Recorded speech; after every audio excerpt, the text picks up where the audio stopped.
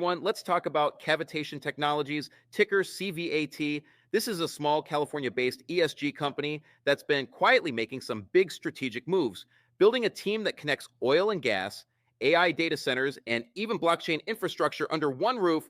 First off, the newest addition, Dr. Luis F. Quintero, is joining Cavitation's advisory board, and this is a major credibility boost. He's worked in over 30 countries and held leadership roles at Halliburton and Schlumberger, advising energy giants like Chevron and BP.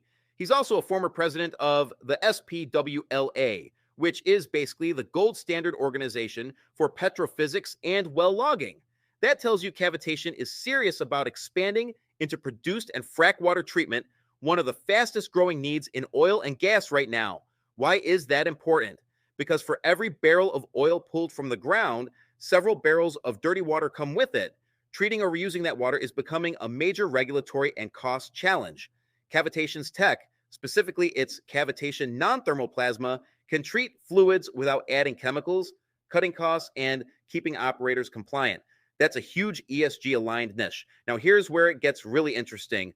Cavitation's subsidiary Zyracorp is taking that same patented fluid processing tech and applying it to immersion cooling for AI and data centers. The market for immersion cooling is projected to grow from $4.87 billion in 2025 to over $11 billion by 2030, roughly an 18% CAGR. Servers running advanced AI models like NVIDIA's Blackwell GPUs are pumping out serious heat, and even AWS has confirmed its next-gen infrastructure will be liquid-cooled at scale.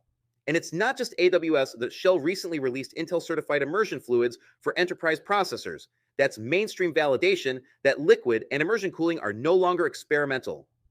They're essential. Now enter Anton Glotser, the new vice president of blockchain infrastructure technology at Zira.